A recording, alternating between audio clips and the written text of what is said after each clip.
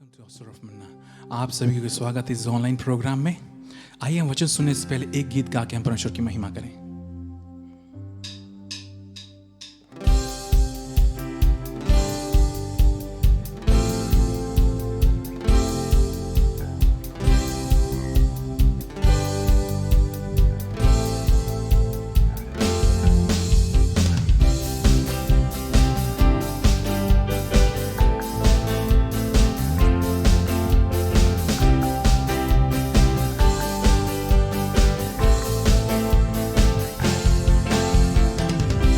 Blessed be your name in the land that is plentiful, where your streams of abundance flow.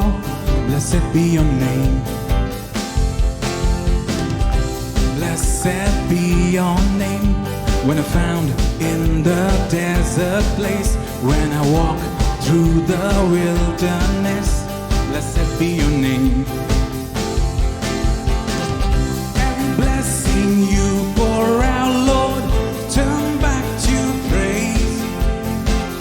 When the darkness closes in, Lord, still I will sing.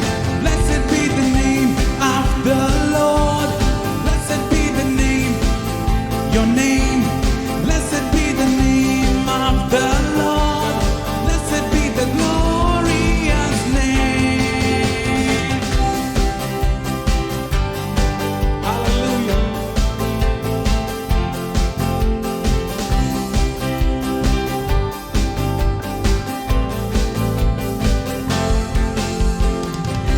Blessed be your name, when the sun shining down on me, when the world all as it should be.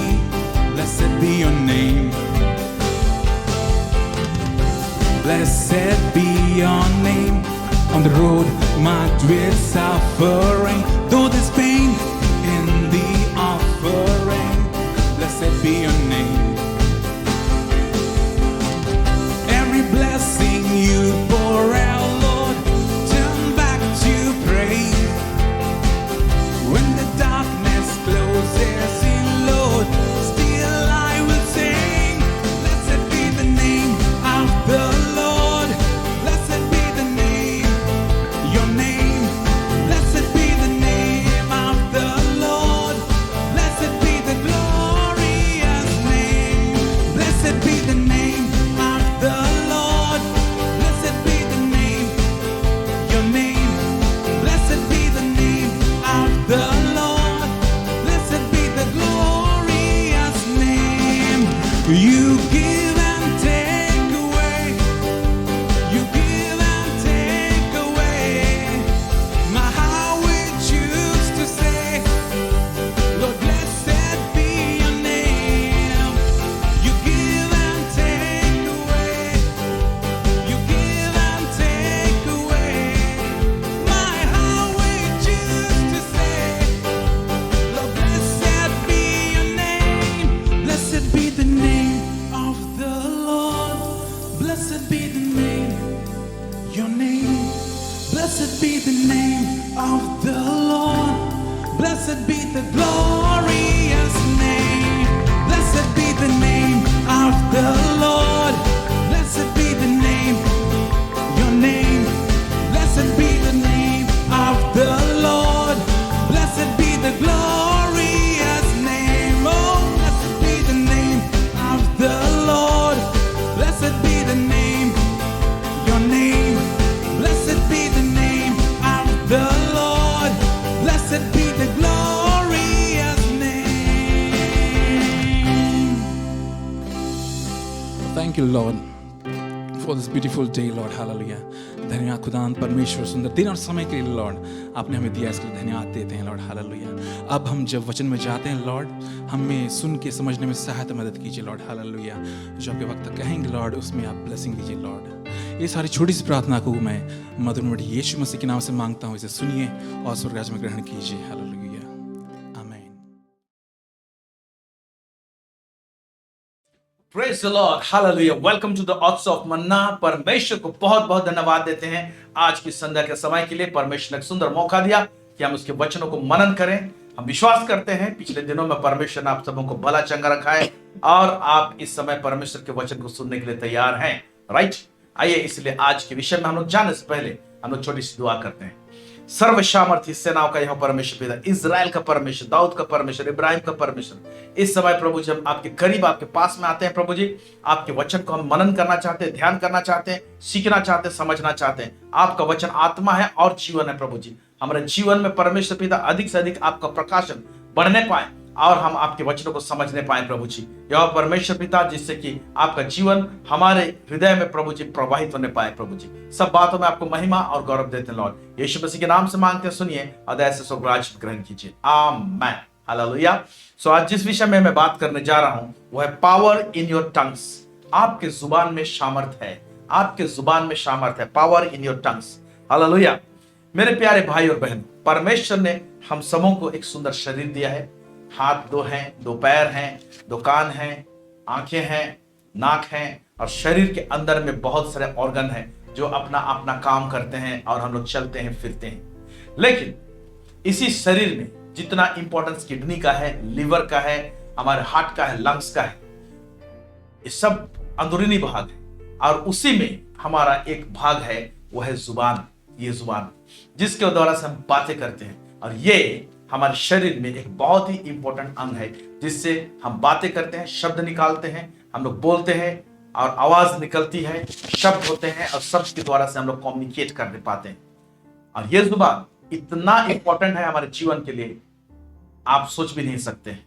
परमेश्वर का खुद का जुबान है, वो बातें करता है, हम सुनने पाते हैं और इसीलिए परमेश्वर ने हम सबों को अपने स्वरूप अपने समानता में बनाया तो बिल्कुल चूक नहीं किया है, उसने हमें जुबान भी दिया है। हालेलुया। इसलिए जुबान की इतना इंपॉर्टेंस है और हमारे जुबान में क्या पावर है, नेगेटिव पावर भी है, पॉजिटिव पावर भी है। ये दोनों बातों को हम लोग थोड़ी थोड़ी हम लोग देखने की कोशिश करेंगे और थोड़े से शब्दों में हम समझने की कोशिश करेंगे। हम वचन पढ़ेंगे, पहला पत्रस उसका 3 उसका 10, यहाँ पर क्या लिखा हुआ है देखेंगे। क्योंकि जो कोई जीवन की इच्छा रखता है, यहाँ पर देखिए, क्योंकि जो कोई जीवन की इच्छा रखता है। अगर आप जीवन की इच्छा रखते हैं, हम अगर जीवन की इच्छा रखते हैं, एक भरपूरी का जीवन को काटना चाहते हैं, तो उसमें प्रभु ने कहा है, यूहन्ना 10:10 में हम जानने पाते हैं कि मैं इसलिए आया हूं कि उन्हें जीवन दूं और बहुत आयत का जीवन दूं। ये बात प्रभु ने कहा है, लेकिन साथ में जब हम जीवन की चाह रखते हैं तो प्रभु तो हमको जीवन देता है, उसके साथ में हमारा जो कर्तव्य है, हमारा जो काम है वो बहुत इंपॉर्टेंट है। यहाँ पर कहता है जो कोई जीवन की इच्छा रखता है और अच्छे दिन देखना चाहता है। हमारे देश में सरकार कहते रहते हैं अच्छे दिन आएंगे, अच्छे दिन आएंगे। ओके, पता नहीं आए कि नहीं आए, आप खुद जानते हैं, लेकिन बाइबल गारंटी देता है जो अच्छे दिन देखना चाहता है वह अपने जीव को बुराई से और अपने ओंठों को छल की बातें करने से रोके रहे। अगर आप अच्छा दिन देखना चाहते हैं, भलाई को देखना चाहते हैं, परमेश्वर के करुणा को देखना चाहते हैं, परमेश्वर का भरपूरी को अपने जीवन में देखना चाहते हैं, उसमें एक कड़ी ये है कि जो छोटा सा अंग जो हमारे शरीर में जुबान दिया गया है उसको बोलते हैं अपने जीभ को बुराई से, बुरी बातें कहने से, नेगेटिव बातें कहने से जीभ को हम रोके रहे। फिर कहता है अपने ओंठों को छल की बातें करने से रोके रहे। अगर हम लोग रोके रखते हैं छल की बातें करने से, बुराई करने से, तो हमारा जीवन में हम लोग क्या देखेंगे, अच्छे दिन देखेंगे। इसका वादा परमेश्वर का वचन कहता है। और देखिए ना, हम अपने रोजमर्रा के जीवन में जुबान से बहुत कुछ ऐसे अनाप शनाप बातें निकलती है। कभी कभी बहुत छोटा रहता है, एक सेंटेंस का रहता है, लेकिन हो सकता है हमारे जीवन का रुख को बदल दे, हमारे जिंदगी का मतलब को, मायने की बदल दे। अगर हम लोग अपने जुबान को ठीक रीति से हम लोग इस्तेमाल करने जानते हैं तो हम लोग उसका फल भी भोगेंगे। परमेश्वर का वचन कहता है, उन बातों को भी हम लोग देखेंगे। हम लोग नीति वचन उसका 18 उसका 21 देखते हैं। यहाँ पर क्या लिखा है, जीव के वश में मृत्यु और जीवन दोनों होते हैं। जीव के वश में, इसके वश में है, इसके कंट्रोल में है। क्या है, हमारे जुबान में मृत्यु और जीवन दोनों होते हैं। वाह, इसीलिए हमारा जीव जो है ना, ये एक ऐसा अंग है जो वश में करता है, कंट्रोल करता है जीवन को और मृत्यु को। अगर इस जुबान से हम लोग मृत्यु की बात निकालते हैं, नेगेटिव बात निकालते हैं, तो नेगेटिव चीज हमारे जीवन में होगी। हम इस जुबान से अगर पॉजिटिव चीज निकालते हैं, जीवन की बातें निकालते हैं, तो सामने वाला व्यक्ति जीवन प्राप्त करेगा। इवन हम भी अपने लिए जीवन की बातें निकालते हैं तो जीवन प्राप्त करेंगे। हम इसको किस तरह से लाते हैं, फिर आगे इसी में कहता है, और जो उसे यानी इस जुबान को, जीभ को काम में लाना जानता है वह उनका फल भोगेगा, इसका रिवार्ड को पाएगा, इसका फल को, इसका फ्रूटफुलनेस को देखेगा। जो अपने जुबान को काम में लाना जानता है। तो मेरे प्यारे भाई और बहनों, आज हम रोजमर्रा के जीवन में, हम ऑफिस में जुबान को काम में लाना नहीं जानते हैं। पति पत्नी दोनों बात कर रहे हैं, काम में लाना नहीं जानते। बच्चों के साथ में बातचीत कर रहे हैं, काम में लाना नहीं जानते। और इसी कारण से कई एक चीज हमारे जुबान के कारण से हमारा जीवन का स्तर अलग है। या तो हम बोलेंगे उसका डायरेक्शन जिधर जाना चाहिए उधर नहीं है, किसी और डायरेक्शन में चला गया।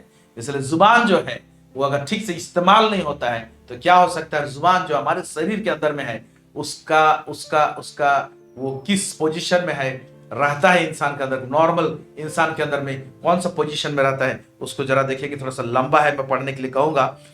याकूब का पुस्तक उसका 3 अध्याय उसका 1 से लेकर 12 आयत तक, इसको खंड खंड करके हम लोग देखेंगे और कुछ बातों को समझने की कोशिश करेंगे। आइए देखते हैं। हे मेरे भाइयों, तुम में से बहुत उपदेशक ना बने। तुम में से बहुत उपदेशक मत बने। उपदेश देने वाला तुम में से ज्यादातर उपदेशक ना बने, मैंने सब कोई उपदेशक मत बन जाओ, ऐसी बोल रहा है। क्यों? क्योंकि जानते हो कि हम उपदेशक और भी दोषी ठहरेंगे। उपदेशक लोग और भी हम लोग क्या दोषी ठहरेंगे। क्यों दोषी ठहरेंगे? किस बात के लिए दोषी ठहरेंगे? वचन क्या कहता है, देखेंगे। इसलिए कि हम सब बहुत बार चूक जाते हैं। इसलिए कि हम बहुत बार चूक जाते हैं। मेरे प्यारे बहन, हम भी आज 25 साल हो रहे सेवकाई कर रहे हैं। कई बार जुबान स्लिप हो जाता है। जिस चीज को नहीं बोलना चाहिए उसको बोल देते हैं, जिस तरीके से बोलना चाहिए उस तरीके को इस्तेमाल नहीं करते। तो कई बार क्या होता है ना, कलीसिया में कंफ्यूजन क्रिएट करता है, या तो मतभेद लाता है, या तो किसी के दिल को बहुत चोट पहुंचाता है। इस तरह से होती है। और जब पता चलता है तो हम प्रभु से माफी मांगते हैं। कभी कभी घर में आके विश्लेषण करते हैं कि हमने जो कहा सही कहा या गलत कहा। तो कई बार ये पता चलता है कि सही तरीके से नहीं कहा, राइट वे में उसको प्रेजेंट नहीं किया गया है। सो उपदेश लोग चूकते हैं। और तो इसका मतलब क्या, उपदेशक लोग केवल भूल करते? नहीं, हर एक इंसान से भूल और गलती होता है। उसी बात को यहाँ पर उल्लेख किया है। पढ़ेंगे, देखते हैं क्या लिखता है। इसलिए कि हम सब बहुत बार चूक जाते हैं। हाँ। जो कोई वचन में नहीं चूकता वही तो सिद्ध मनुष्य है और सारी देह पर भी लगाम लगा सकता है। ठीक, जो वचन में नहीं चूकता, वचन उसका इधर उधर नहीं होता, जो बोलता है वो करता है, अपने जुबान में पक्का होता है, वो सिद्ध इंसान है बोल के बोल रहा है। तो इंसान का सिद्धता उसके जुबान के साथ में जुड़ा हुआ है। देख रहे हैं? तो हमारा सिद्धता जो है हमारे जुबान के साथ में। हम घर परिवार में किस तरह से बातें करते हैं, कैसे बातें करते हैं। क्या आप अपने जुबान से, हमारे जुबान से घर परिवार में बातें करते समय श्राप देते रहते हैं? छोटा छोटा श्राप, छोटा छोटा चीज। श्राप छोटा और बड़ा नहीं है, श्राप श्राप होता है। जैसे बच्चों के साथ बातचीत करते रहते हैं, बच्चों को कभी कभी तुम तो बेवकूफ है, तुम तो मूड है, तेरे से नहीं होगा। ये जो छोटे छोटे जो बातें इस तरह से करते हैं ना, ये हम अपने जुबान से अपने बच्चों के लिए हम लोग मृत्यु की बातें कर रहे हैं, या तो नेगेटिव बातें कर रहे हैं, उनके लिए विनाश का बातें कर रहे हैं। इस तरह से बातें नहीं करना है। पति कई बार पत्नी से कहता है, तू तो मूर्ख है, मूढ़ स्त्री है, तो कुछ जानती नहीं, बेवकूफ इंसान है। इस तरह से पति कई बार पत्नी से कह देता है, कभी कभी पत्नी पति को कुछ बोल देता है। तो ऐसे हम जुबानी घर परिवार में बहुत समय में हम लोग श्राप देते रहते हैं, और इसका असर घर में परिवार में होता है। सामने वाले व्यक्ति को, जिसको हम लोग कहते हैं, उसको होता है असर। इसको पढ़ने से पहले एक उदाहरण बताना चाहूंगा। अफ्रीकन कंट्री में एक कोई पर्टिकुलर देश है, वो उसका नाम मुझे याद नहीं है, और उसमें एक पर्टिकुलर ट्राइब है, एक जाति है। वो जाति के लोग क्या करते हैं कि अगर एक पेड़ को मारना होता है तो मारने का तरीका कैसे है, उस पेड़ के सामने पूरा ट्राइब, पूरा लोग, गांव के लोग इकट्ठे हो जाते हैं और उस पेड़ के खिलाफ में बातें करते हैं, बोलते हैं, नेगेटिव बातें बोलते हैं, और कुछ दिनों के बाद वो पेड़ मर जाता है, सूख जाता है। क्या ऐसे चीज यीशु मसीह ने कहा तो नहीं हुआ अंजीर के वृक्ष से? और ये अफ्रीकन जो हैं, ये लोग शायद परमेश्वर के वचन नहीं जानते हैं, लेकिन एक बात को जानते हैं कि जुबान से जो बोलेंगे होगा। और एक पेड़ को मारने के लिए वो लोग इस प्रकार का पद्धति को वो इस्तेमाल करते हैं। तो सोचिए, उस पेड़ के समान हम लोगों का भी जिंदगी, हम लोग भी पेड़ के समान है। हैं? हम लोग भी एक पेड़ के समान हैं। यीशु परमेश्वर ने तुलना किया है। अगर आप पढ़ेंगे भजन संहिता उसका पहला अध्याय 2, 3, 4, 5, 6 वहां पर लिखे हैं कि एक व्यक्ति के विषय में कहता है, धन्य है वो व्यक्ति जो पापियों के मार्ग में खड़ा नहीं होता, पापियों के साथ में नहीं बैठता, वगैरह वगैरह नीचे फिर लिखा हुआ है। वो उस पेड़ के समान है जिसका जड़, उस पेड़ के समान है बोलता है इंसान को, जिसका जड़ जो नदी में गहराई में गया हो और ग्रीष्म काल में भी वो नहीं सूखेगा, फलता रहेगा गाय। यानी एक इंसान को पेड़ के साथ तुलना किया गया है। मेरे प्यारे भाई और बहनों, जब यीशु मसीह ने उस अंजीर के वृक्ष को कह दिया आज से तुम फलदायी नहीं होगा और वो सूख कर मर जाता है, तो आज यीशु मसीह खैर वहां पर तो कुछ बात सिखाने के लिए ऐसा उदाहरण दिया है, कहा है, लेकिन वास्तविक रूप से आज हम अपने परिवार में एक दूसरे के साथ में हम लोग ऐसे नेगेटिव बातें बोलते हैं जिससे कि असर होता है। छोटा ही हो सकता है लेकिन वो क्या हो सकता है, बहुत हानिकारक हो सकता है। इसलिए हमारे जुबान में पावर है, नेगेटिव पावर है और पॉजिटिव पावर भी है। जीवन है और मृत्यु हमारे जुबान के वश में है बोल के बोलता है। आगे पढ़ेंगे, यहाँ पर क्या लिखता है। जब हम अपने वश में करने के लिए घोड़ों के मुंह में लगाम लगाते हैं तो हम उनकी सारी देह को भी घुमा सकते हैं। हाँ, घोड़ा का जैसे लगाम होता है, लगाम को हम लोग कंट्रोल करते हैं तो पूरा घोड़ा को कंट्रोल करते हैं, वैसे ही हम अपने जुबान को कंट्रोल करते हैं तो हमारे जिंदगी को कंट्रोल करते हैं, हमारा पूरा शरीर को हम लोग कंट्रोल कर सकते हैं। कुछ दिन पहले वाइफ के साथ में हम चर्चा कर रहे थे। एक प्रभु का दास, वो बहुत सालों से अपने जवानी के टाइम से अपने शरीर के अंग को एक एक नाम चीज को लेकर, मैं पैंक्रियास को मैं ब्लेस करता हूं यीशु मसीह के नाम से, ये निरोग रहेगा। मैं अपने किडनी को मैं ब्लेस करता हूं यीशु मसीह के नाम से, इसमें कोई रोग नहीं रहेगा। और बुढ़ापे तक है ना, उसका शरीर का हर एक अंग ऐसा परफेक्ट काम करता था मानो जैसे कि नया अंग है। ऐसे बोल बोल के उसके शरीर का अंग को पूरा ऊर्जा से भरा हुआ था। मेरे प्यारे भाई और बहनों, शब्द जो लोग जैसे परमेश्वर का वचन जो शब्द है उसमें पावर है।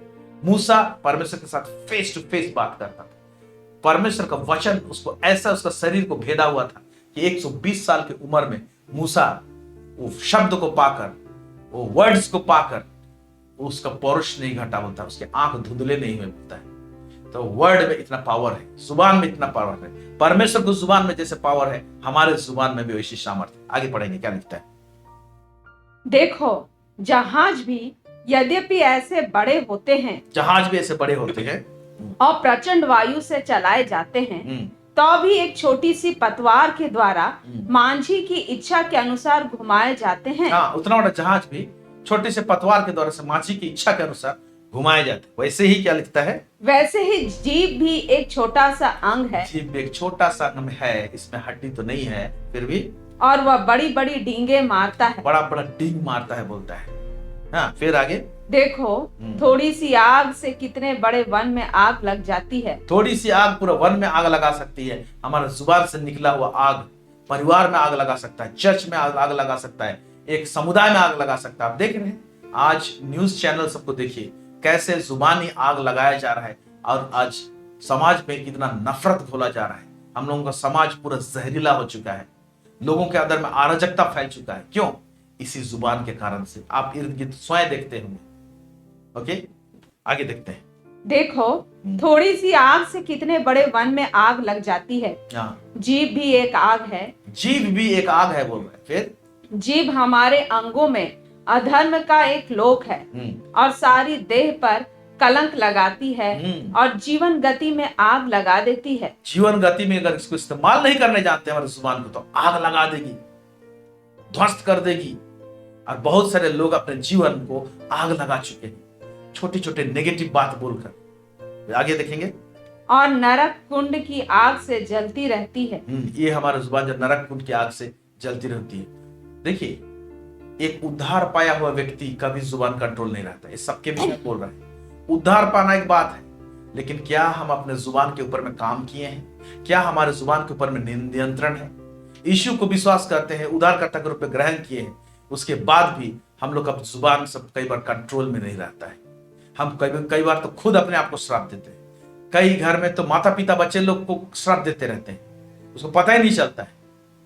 निर्बुद्धि है तू, तेरे को नौकरी नहीं लगेगा, तेरा पाठ साठ तू पढ़ाई नहीं करने पाएगा, प्रकार की बात बोलते हैं। आगे देखते हैं। क्योंकि हर प्रकार के वन, पशु, पक्षी और रेंगने वाले जंतु और जलचर तो मनुष्य जाति के वश में हो सकते हैं, जीव और- जंतु जलचर ये सब मनुष्य के बस में हो सकते हैं, बोला है। फिर और हो भी गए हैं, और हो भी गए। पर जीव को मनुष्यों में से कोई वश में नहीं कर सकता। जीव को मनुष्य में से कोई वश में नहीं करने पाता। फिर वह एक ऐसी बला है जो कभी रुकती ही नहीं, वह प्राण नाशक विष से भरी हुई है। प्राण नाशक विष से भरी हुई, इसलिए बहुत बहुत सावधान रहना चाहिए बातें करते समय। ओके, फिर इसी से हम प्रभु और पिता की स्तुति करते हैं और इसी से मनुष्यों को जो परमेश्वर के स्वरूप में उत्पन्न हुए हैं साप देते हैं। इसी से हम लोग परमेश्वर की स्तुति महिमा करते हैं, परमेश्वर की करते हैं, और इसी से परमेश्वर के स्वरूप में बनाए हुए लोगों को हम लोग श्राप देते हैं। ये कैसा बात है बोल के कह रहा है लेखक। एक ही मुंह से धन्यवाद और साप दोनों निकलते हैं। हे मेरे भाइयों, ऐसा नहीं होना चाहिए। ऐसा नहीं होना चाहिए। फिर क्या सोते के एक ही मुंह से मीठा और खारा जल दोनों निकलता है? एक पानी का सोता है तो उसी सोता से आपको मीठा और खरा जल निकल सकता है? ऐसा होता ही नहीं। एक तो खरा निकलेगा, नहीं तो मीठा निकलेगा। लेकिन हमारे जुबान से हम लोग दोनों निकालने की कोशिश करते हैं। ऐसा नहीं हो सकता है, अरे गलत है बोलता है। ये झूठ है, ये फरेब है, अपने आप को धोखा देना है। आगे पढ़ेंगे। हे मेरे भाइयों, क्या अंजीर के पेड़ में जैतून या दाख की लता में अंजीर लग सकते हैं? वैसे ही खारे सोते से मीठा पानी नहीं निकल सकता। ऐसे नहीं निकल सकता है। तो देखिए, ये जो अभी हम लोग खंड पढ़े, ये हम लोग का जुबान का स्टेट, इसका स्थिति के विषय में बता रहा है। लेकिन यहां जो हम लोग लिखे कि इस जुबान को कोई इंसान कंट्रोल में नहीं ला सकता है। ओके, हम लोग चूकते हैं शब्दों में बोलते हैं। इसीलिए परमेश्वर ने पेंतीकोस्ट के दिन में पवित्र आत्मा जब उंडेला तो परमेश्वर ने पहले जुबान को कंट्रोल में लाया। या तो जुबान को छुआ बोलने से चले, लोग पवित्र आत्मा से भर गए और अन्य अन्य भाषा बोलने लगे। पूरा जुबान पवित्र आत्मा के कंट्रोल में था, स्तुति के शब्द सब बोलने लगे। इसीलिए जब हम लोग अन्य भाषा बोलते हैं, उसमें से शब्द जो निकलता है वो पूरा सिद्ध वर्ड होता है। लेकिन आज मसीहत समाज में कुछ लोगों को जीवन में प्रकाशन नहीं है और अन्य भाषा को बोल देते हैं कि ये शैतान की ओर से है, नहीं बोलना चाहिए। उस जमाने में था, आज नहीं है। मेरे प्यारे भाई बहन, कल यहाँ पर बाइबल में कहीं पर नहीं लिखा हुआ है कि उस जमाने में था और अभी नहीं होगा। ओके, खैर मेरा यहाँ पर टॉपिक अन्य भाषा नहीं है, उसको देखेंगे कभी हम। लेकिन प्रभु देखिए, पेंतीकोस्ट के दिन में जब इंसान के जीवन में एक चेंज लाना चाहा, बदलाहट लाना चाहा, तो देखिए कि उस जुबान को कंट्रोल में लेकर आता है। और अन्य भाषा में जब बोलते हैं तो टोटल हम लोग का जुबान पवित्र आत्मा के कंट्रोल में रहता है। और सारा शब्द जो रहता है वो पूरा परमेश्वर के सामने सिद्ध परफेक्ट रहता है, क्योंकि उन्हीं की तरफ से बोला हुआ, उसी की तरफ से दिया हुआ शब्द उसमें रहते हैं। Praise Lord. इसीलिए हम लोग ज्यादा से ज्यादा अन्य भाषा को इस्तेमाल करें परमेश्वर के पास में प्रार्थना करने के लिए, दुआ करने के लिए। हालांकि दोनों तरीके से प्रार्थना करना चाहिए, बुद्धि से भी प्रार्थना करना चाहिए और आत्मा में यानी अन्य भाषा में भी प्रार्थना करना चाहिए। प्रेज गॉड, हालेलुया, आमेन, आमेन, आमेन। ओके, क्यों परमेश्वर को सिद्ध कहा जाता है? परमेश्वर को सिद्ध क्यों कहा जाता है? कोई सिद्ध नहीं है, एक ही सिद्ध है, परमेश्वर है। ओके, इसलिए सिद्ध कहा जाता है क्योंकि परमेश्वर जुबान में कभी लड़खड़ाता नहीं है, या तो अपना जुबान से कभी फिरता नहीं है। पढ़ रहा हूं आपके लिए, गिनती का पुस्तक उसका 23 उसका 19 आयत लिखा हुआ है। ईश्वर मनुष्य नहीं कि झूठ बोले, और ना वो आदमी है कि अपनी इच्छा बदले, क्योंकि जो कुछ उसने कहा उसे ना करे, क्या वह वचन देकर उसे पूरा ना करे? वचन देता है, उसको पूरा करता है। जो बोलता है उसको परमेश्वर करता है, और यही उसका सिद्धता का प्रमाण है। हम लोग जो बोलते हैं वैसे करते नहीं, हम लोग का कोऑर्डिनेशन ठीक नहीं रहता। जो सोचते कुछ है, बोलते कुछ है, करते कुछ है, इसीलिए हमें सिद्धता नहीं दिखाई देती। लेकिन परमेश्वर हमको सिद्ध बनो बोल के कहा है। ओके, सिद्धता की ओर जाओ। तो हम लोग को सिद्धता में बढ़ना है। ओके, सिद्धता में आना है तो ध्यान देना पड़ेगा कि हम जुबान से क्या बोलते हैं, क्या बातें करते हैं। हमारा जुबान नियंत्रण रहना चाहिए। Praise God, hallelujah. परमेश्वर कभी अपने शब्दों में चूकता नहीं है। ओके, अब ध्यान दीजिएगा, कुछ बातों को मैं बताने जा रहा हूं, बहुत इंपॉर्टेंट है, बहुत गहरा भी नहीं जा रहा हूं मैं, लेकिन परमेश्वर हर एक चीज को सृष्टि किया, बोल के सृष्टि किया। परमेश्वर बोलता है तो सृष्टि हो जाता है। क्यों? क्योंकि उसकी जुबान साफ है, क्योंकि वो उसमें सिद्धता है। ओके, जब हमारा जुबान में सिद्धता रहेगा, हम लोग भी बोलेंगे तो हम लोग वैसी एक्टिविटी सब देखेंगे। Praise God. कितने जगह में यीशु मसीह भी आके कहा, ओके, इस पहाड़ को कहोगे और विश्वास करोगे, कहोगे विश्वास करोगे, संदेह नहीं करोगे, उखड़ कर चला जा, समुद्र में जा पड़ तो हो जाए, वो सुनेगा बोला है। कहोगे, तुम्हारे जुबान में पावर है, कहा है। हालेलुया। यीशु मसीह ने कहा है, तुम्हें स्वर्ग, तुम जो कुछ पृथ्वी में बांधोगे, किसे जुबान से बोल बांधोगे वो स्वर्ग में बंधेगा, जो तुम पृथ्वी में खोलोगे वो स्वर्ग में खोलेगा। ऐसे अथॉरिटी हम लोग का जुबान में परमेश्वर ने दिया है। हालेलुया। जब विश्वास के साथ हम लोग ऐसे करते हैं, तो यहां पर देखिए कि परमेश्वर जो बोलता है वो सृष्टि होता है। परमेश्वर स्वयं एक स्पिरिचुअल व्यक्ति है, एक आत्मिक प्राणी है, तो आत्मिक व्यक्ति है। ओके, तो परमेश्वर जो कहता है वो आत्मिक जगत में स्थिर हो जाता है, उसके शब्द स्थिर हो जाते हैं, फाउंडेड हो जाते हैं, पुख्ता हो जाता है, मजबूत हो जाता है, ठहर जाता है। कहां? आत्मिक जगत। परमेश्वर आत्मिक है। जैसे परमेश्वर आत्मिक है, या तो परमेश्वर आत्मा है, हम लोग भी एक आत्मा है। तो परमेश्वर जब कुछ कहता है तो आत्मिक जगत में उसका मान्यता होता है और ठहर जाता है, स्टैब्लिश हो जाता है। उसी तरह से हम लोग, परमेश्वर के बच्चे लोग, हम लोग भी जब कुछ कहते हैं, रिलीज करते हैं, फेथ से बोलते हैं, तो वो आत्मिक जगत में वो भी एस्टैब्लिश्ड हो जाता है, वो स्थिर हो जाता है। इसका कुछ उदाहरण को देखेंगे हम लोग। ओके, इसी फॉर्मूला में ही एक्चुअली बालाक ने काम करना चाहा। बालाक कौन है? बालाक, ओके, वो राजा है, मिद्यानी, मोआब का राजा है, और वो चाह रहा था कि इजरायली लोग जो मोआब की तरफ बढ़ रहे थे, कोई एक ऐसा व्यक्ति इजराइल के खिलाफ में अगर श्राप दे दे, तो श्राप देने के बाद में, उसके बाद में जब हम लड़ाई करेंगे इजरायलियों से, तो हम लोग जीत जाएंगे। इसीलिए बालाक राजा ने श्राप देने के लिए बिलाम को बुलाया, क्योंकि बिलाम जो कुछ बोलता था, अगर किसी को आशीष देता था तो आशीषित हो जाता था, किसी को श्राप देता था तो श्रापित हो जाता था।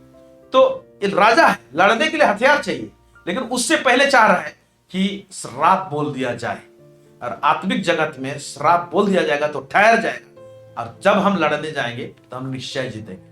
तो पहले बोलने वाला काम हो जाए, बोल के वहां पर हम लोग देखने पाते हैं। गिनती का पुस्तक उसका 22:4 से लेकर 6 आयत देखेंगे, यहीं पर क्या लिखता है। तब मोआबियों ने मिद्यानी पुरनियों से कहा, अब वह दल हमारे चारों ओर के सब लोगों को ऐसा चट कर जाएगा जिस तरह बैल खेत की हरी घास को चट कर जाता है। हाँ। उस समय सिप्पोर का पुत्र बालाक मोआब का राजा था। मोआब का राजा था बालाक। हाँ, फिर? और इसने पतोर नगर को, जो महानद के तट पर बोर के पुत्र बिलाम के जाति भाइयों की भूमि थी, वहां बिलाम के पास दूत भेजे। बिलाम के पास वो दूत भेजता है, हाँ, कि वे या कहकर उसे बुला लाएं, सुन एक दल मिस्र से निकल आया है और भूमि उनसे ढक गई है, और अब वे मेरे सामने ही आकर बस गए हैं। और इजराइली लोग मेरे सामने आके बस गए, कल नहीं तो आज नहीं तो कल मेरे ऊपर में अटैक कर लेंगे, बोल के बिलाम को बुला। फिर? इसलिए आ और उन लोगों को मेरे निमित्त श्राप दे। इसलिए आ और मेरे तरफ से तू श्राप दे। आपका जुबान में पावर है, बोल रहे। ओके, तो जुबानी लड़ाई पहले करना चाह रहे हैं, उसके बाद मैं लड़ाई करूंगा तो जीतूंगा, क्योंकि आत्मिक जगत में ये बलाम का मुंह से निकला हुआ चीज स्थापित हो जाएगा, और वो हमको लड़ने के लिए ताकत देगा, हम लोग के लिए माहौल बना देगा। इसका मतलब हम लोग कुछ बोलते हैं हमारे जुबान से ना, वो माहौल को क्रिएट करता है, वो बनाता है। फिर आगे देखेंगे। क्योंकि वे मुझसे अधिक बलवंत हैं, तब संभव है कि हम उन पर जयवंत हों, और हम सब इनको अपने देश से मार कर निकाल दें। क्योंकि यह मैं जानता हूँ कि जिसको तू आशीर्वाद देता है वह धन्य होता है, और जिसको तू श्राप देता है वह श्रापित होता है। हम जानते हैं, बोल रहा है। तो यही फॉर्मूला को लगाता है मेरे प्यारे भाई बहन। फिजिकली आप लड़ाई करने जाने से पहले आत्मिक लड़ाई को जुबान से आप घोषणा करके देखिए। आप कोई गवर्नमेंट ऑफिस में जाते हैं जिसमें काम कराना है, तो आप पहले घोषणा करें।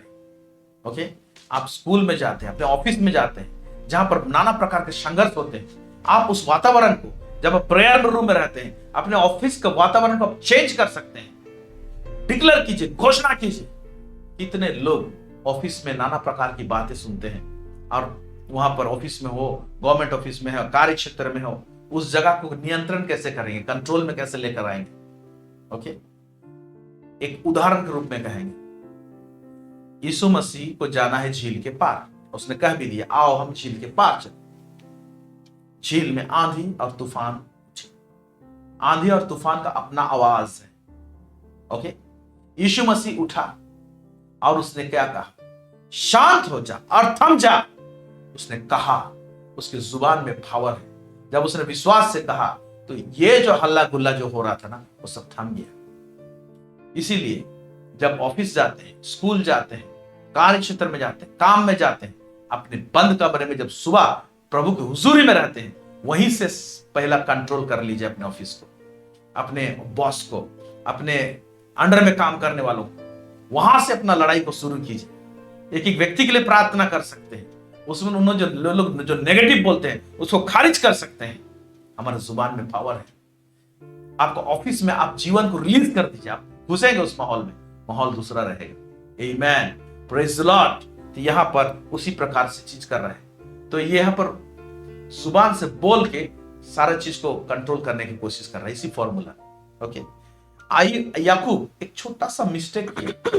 परमेश्वर का जन है, परमेश्वर से बातें करता है, लेकिन देखिए एक छोटा सा मिस्टेक क्या हुआ कि याकूब जब डिसाइड कर लिया कि अब मैं अपने ससुराल को छोड़ के अपने भाई के घर चला जाऊंगा, कनान देश चला जाऊंगा, और वो जब आ रहा है तो अपने दोनों पत्नी और बच्चे लोग जो थे उनको लेकर, और उस समय में राहेल गर्भवती भी थी।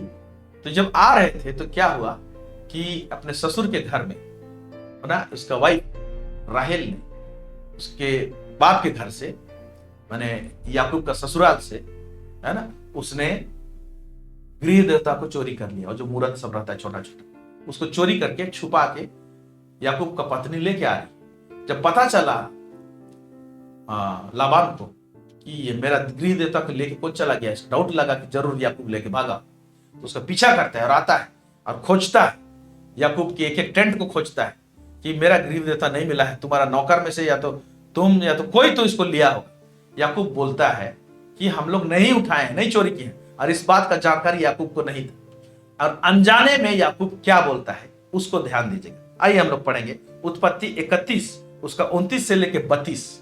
ध्यान दीजिए, ऐसी छोटा छोटा मिस्टेक कभी कभी अनजाने में करते हैं, उसका रिजल्ट बहुत खतरनाक होता है। पढ़ेंगे, तुम लोगों की हानि करने की शक्ति मेरे हाथ में तो है। ये याकूब का ससुर बोल रहा है, तुम लोगों का हानि करने का शक्ति मेरे हाथों में है बोल रहा है। फिर, पर तुम्हारे पिता के परमेश्वर ने मुझसे बीती हुई रात में कहा, सावधान रह, याकूब से ना तो भला कहना और ना बुरा। हाँ देखिए, परमेश्वर कह रहा है, याकूब का ससुर कह रहा है, मैं तुमको नुकसान पहुंचा सकता था, लेकिन तुम्हारा परमेश्वर मेरे से बात किया, बोला कि याकूब को क्या, ना तो भला कहना ना तो बुरा कहना, जुबानी कुछ नहीं कहना, चुपचाप साइलेंट रहो, मत बोलना, ना तो भला बोलना नहीं तो बुरा बोलना, कुछ ना कुछ, नहीं तो उल्टा पुल्टा हो सकता है। बोलने के विषय में बोलता है, मत बोलना कुछ, भूला भी नहीं बोला, बहरा भी नहीं बोलना, कहीं पर जुबान फिसल गया तो तुमको दंड मिल सकता है, इसलिए कुछ नहीं बोलना बोला। फिर आगे, भला अब तू अपने पिता के घर का बड़ा अभिलाषी होकर चला आया तो चला आया, पर मेरे देवताओं को तू क्यों चुरा ले आया मेरे है? देवताओं को क्यों चुराया बोल के याकूब पूछ रहा है उसका ससुर। ठीक है, फिर आगे, याकूब ने लाबान को उत्तर दिया, मैं यह सोचकर डर गया था कि कहीं तू अपनी बेटियों को मुझसे छीन न ले। जिस किसी के पास तू अपने देवताओं को पाए वह जीवित ना बचेगा। देखो, जिस किसी के पास में तू अपने देवताओं को पाए वो व्यक्ति जीवित ना बचेगा। बिना सोचे समझे याकूब ने इस बात को बोल दिया, और याकूब को मालूम नहीं कि उसका पत्नी राहेल ने ही उसे चोरी किया है और छुपा के रखा है। याकूब ने बोल दिया, है ना। इसका रिजल्ट क्या होता है बाद में बताएंगे, पढ़िए। याकूब, जिस किसी के पास तू अपने देवताओं को पाए वह जीवित ना बचेगा। मेरे पास तेरा जो कुछ निकले उसे भाई बंधुओं के सामने पहचान कर ले ले, क्योंकि याकूब ना जानता था कि राहेल गृह देवताओं को चुरा ले आई है। याकूब नहीं जानता था कि राहेल गृह देवताओं को चुरा ले आई। ये 31 अध्याय में देख रहे हैं। 31 अध्याय के बाद में परमेश्वर बहुत सारे इंस्ट्रक्शन दे रहा है। किसको? याकूब को। परमेश्वर से बातें कर रहा है। परमेश्वर उसको वेदी बनाने बोल रहा है। उसी जगह में जा जिस जगह में मैंने दर्शन दिया था तुमको, सीढ़ी में स्वर्गदूत लोग उतर रहे थे, चढ़ रहे थे, वहां पर वेदी बनाना। अब परमेश्वर बहुत सारे इंस्ट्रक्शन दे रहा है। ये सब कुछ चल रहा है, परमेश्वर याकूब के साथ में है। लेकिन फिर भी याकूब का जुबान से जो निकल गया था, जिस किसी के पास में गृहता मिले वो जीवित रहने ना पाए, जो बोल दिया था ना, ओके, ये कितना बड़ा रिजल्ट आता है। क्या होता है देखिए, ये पहला प्रेगनेंसी नहीं है उसका वाइफ का, ओके, ये सेकंड चाइल्ड है, बाद का चाइल्ड है ना। देखिए यहाँ पर उत्पत्ति 35 अध्याय, हाँ, 16 से लेकर 18 में क्या हो रहा है, राहेल के साथ क्या हो रहा है, पढ़ेंगे। फिर उन्होंने बेतेल से कूच किया और एप्राता थोड़ी ही दूर रह गया था। हाँ। कि राहेल को बच्चा जनने की बड़ी पीड़ा उठने लगी। राहेल को बच्चा जानने की बड़ी पीड़ा उठने लगी। जब उसको बड़ी बड़ी पीड़ा उठती थी तब धाय ने उससे कहा, मत डर, आपकी भी तेरा बेटा ही होगा। आपकी भी तेरा बेटा होगा, इसका मतलब पहले भी बेटा हुआ है। तो एक डिलीवरी कर चुकी है, एक्सपीरियंस्ड है, उसके बाद वाला प्रेगनेंसी क्यों इतना रिस्की हो गया इसके लिए, पढ़ेंगे आगे। तब ऐसा हुआ कि वह मर गई। क्या लिखता है? तब ऐसा हुआ कि वह मर गई। फिर और प्राण निकलते निकलते उसने उस बेटे का नाम बेनोनी रखा, पर उसके पिता ने उसका नाम बिन्यामीन रखा। हाँ, अभी उसका प्राण निकला, मर गई। याकूब ने अनजाने में एक बात बोला था, जिसके पास में गृह देवता होगा वो जीवित रहने ना पाए। हालांकि उसको तो मिला नहीं, उसका ससुर को हो जाता, क्योंकि वो ऐसे जगह में छुपा कर रखा था तो मिला ही नहीं उसको। पढ़िएगा कहां छुपा कर रखा, ओके। लेकिन याकूब के जुबान से निकल गया था कि जिसके पास में गृह देवता रहेगा, चोरी किया है जो भी है, जीवित रहने ना पाए। ये जो बोलने के कारण से हम लोग देखने पा रहे हैं, है ना, राहेल जिसको प्यार करता था, जो उसका बच्चे का मां बना, ओके, वो मर जाती है। और जब मर जाती है तो बेनोनी रखा उसके बच्चे का नाम, ओके। लेकिन याकूब ने क्या किया कि तुरंत उसका नाम को बदल दिया और बेन्यामीन रखा। बेनोनी का मतलब होता है सन ऑफ माय सोरो, दुख का पुत्र। तो देखिए, एक ऐसा चीज रिलीज करा उसका मां, मेरा दुख का पुत्र, दुख में पाया हुआ पुत्र। ये कैसा नाम दे रहा है उसका बेटा को, ये नहीं जाचा याकूब को, तुरंत उसने चेंज कर दिया और कहता है उसका नाम बेंजामिन रखा। क्यों?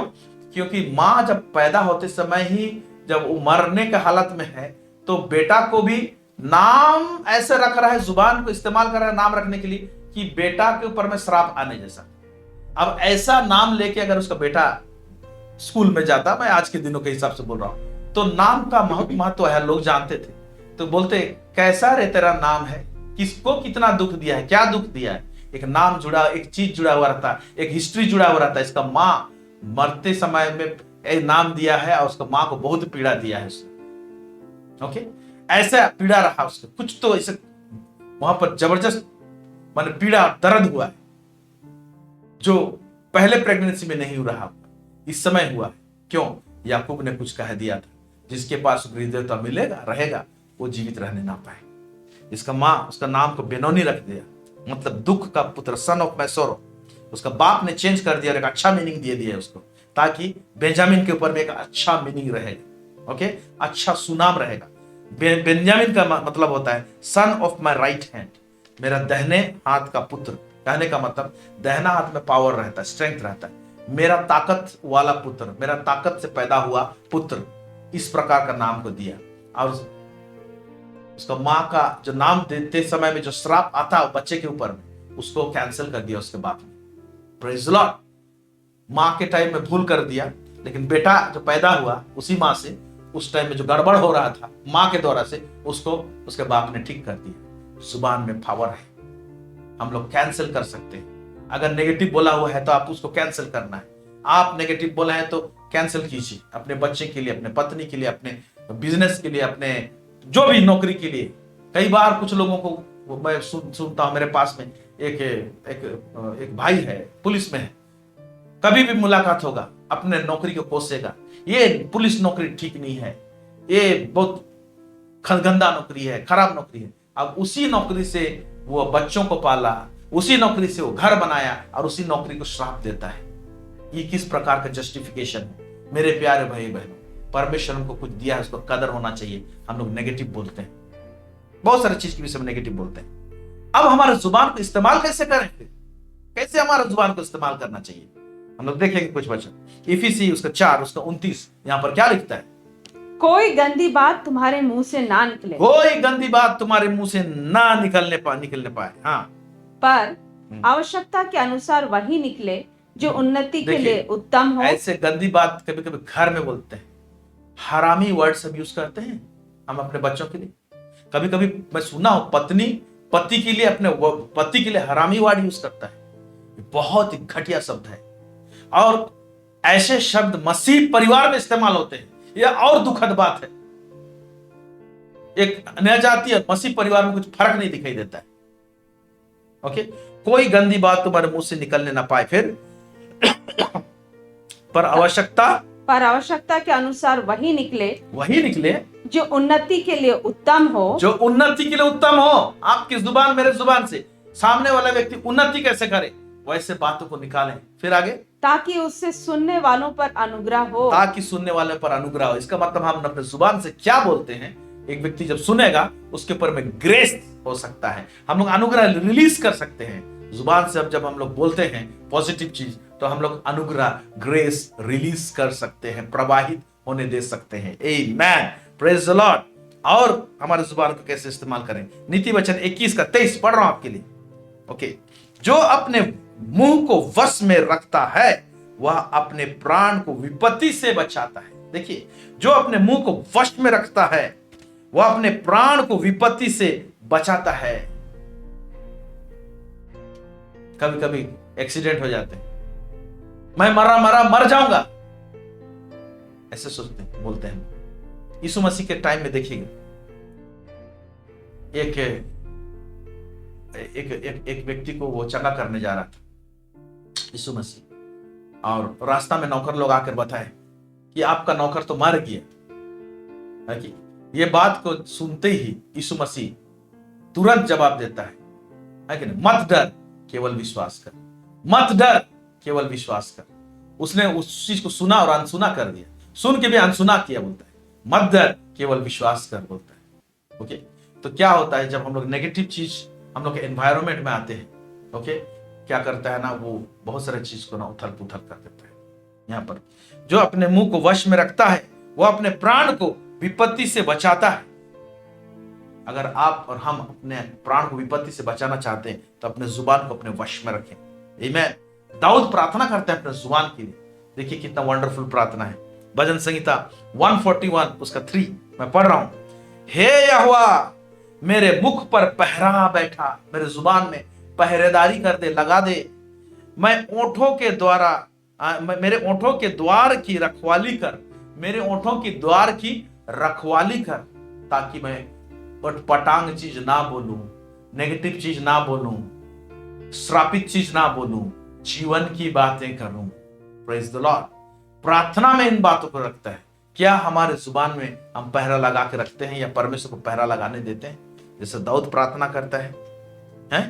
नीति वचन 18 उसका 20 से 21 फिर से हम लोग पढ़ेंगे। आइए देखते हैं इसमें क्या लिखता हुआ है।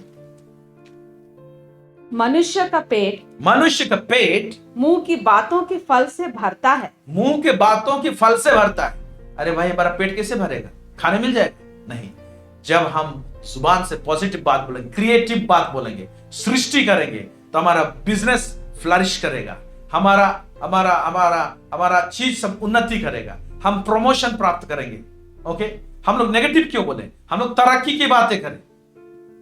ये पॉजिटिव बात जो है ना, मोटिवेशनल स्पीकर लोग अच्छा जानते हैं, नेटवर्क बिजनेस वाले लोग अच्छा जानते हैं। ओके, लेकिन हम लोग नहीं जानते इसको। कभी भी वो लोग नेगेटिव नहीं बोलते। होगा, जरूर होगा, कर सकता हूं, मुझसे हो सकता है। इसी अंदाज में तो प्रभु बोला है, मैं यीशु मसीह में सब कुछ कर सकता हूं जो मुझे बल देता है, बोल के पौलुस कहता है। फिलिप्पी के पत्र में हम पढ़ने को पाते। Praise God. मैं मसीह यीशु में सब कुछ कर सकता हूं। स्टूडेंट्स को बोलना है, मैं मसीह यीशु में कर सकता हूं, कर सकती हूं, मैं पढ़ाई कर सकती हूं, हम ऊंचे ओहदे में जा सकते हैं, हम पढ़ाई में बेहतर कर सकते हैं, हम नौकरी में बेहतर कर सकते हैं। हम लोग बोलते नहीं। लड़ाई झगड़ा के लिए जुबान बहुत जल्दी खुल जाता है, लेकिन अपने जीवन के लिए आशीष का बात बोलने के लिए जुबान खुलता नहीं। दूसरों के जीवन में आशीष का बात बोलने के लिए जुबान खुलता नहीं। मेरे प्यारे भाई बहनों, यहां देखिए, मनुष्य का पेट मुंह की बातों के फल से भरता है और बोलने से जो कुछ प्राप्त होता है उससे वह तृप्त होता है। बोलने से जो कुछ, मैंने बोलने से प्राप्त होगा, यस प्राप्त होगा। बोलने से जो कुछ प्राप्त होता है, ओके, उससे वह तृप्त होता है, लिखा हुआ है। जीव के वश में मृत्यु और जीवन दोनों होते हैं, और जो कोई काम में लाना जानता है वह उसका फल भोगेगा। जो जुबान को काम में लाना जानते, बहुत लोग काम में लाना नहीं जानते। अब से काम में लाना सीखें, जाने, बातें करें, घोषणा करें, प्रोफेसी करें, अपने लिए भविष्यवाणी करें। ओके, बहुत लोग काम में लाना नहीं जानते, तो जुबान से हम लोग कुछ भी अटपटांग बोलते हैं। प्रभु इसका न्याय करेगा। क्यों न्याय करेगा उसको भी देखेंगे हम लोग। मत्ती 12 उसका 36 से 37 पढ़ेंगे, क्या लिखता है। मत्ती 12 उसका 36 से लेके 37 यहां पर क्या लिखता है। इस और मैं तुमसे कहता हूं कि जो निकम्मी बातें मनुष्य जो निकम्मी बातें, जिसका अर्थहीन बातें, गंदी बातें, वेटलेस बातें, ढीला ढाला बातें, अब जो बातों का आधार नहीं है, जो निकम्मी बातें मनुष्य कहेगा, क्या बोलता है, न्याय के दिन वे हर एक उस बात का लेखा देंगे। हर एक उस बात का लेखा देंगे बोला है। न्याय के दिन में क्या बोले हैं वो इंपॉर्टेंट रह जाएगा। फिर आगे, क्योंकि तू अपनी बातों के कारण निर्दोष, तू अपने बातों के कारण से निर्दोष, और अपने बातों ही के कारण दोषी ठहराया जाएगा। क्यों? कि जब हम लोग नेगेटिव बोलते हैं, अर्थहीन बातों को बोलते हैं, तो परमेश्वर का उद्देश्य को हम लोग ना रिबाउंड करते हैं, मतलब पुश बैक करते हैं। परमेश्वर का उद्देश्य पूरा होने नहीं देते। इसी बात को तो परमेश्वर ने अय्यूब को कहा, यह कौन है जो अज्ञानता की बातें करता है और परमेश्वर की युक्ति को बिगाड़ता है, परमेश्वर के उद्देश्य को बिगाड़ता है। या अय्यूब को बोल देता है, कौन अज्ञानता की बातें करता है। अज्ञानता की बातें करना, अनर्थ बातें करना, कपट की बातें करना, या तो घृणा की बातें करना, है ना, अर्थहीन बातें करना, ये सब चीज क्या होता है ना, परमेश्वर के उद्देश्य को ना गड़बड़वा देता है, उसको खत्म करता है, उसको खारिज करता है।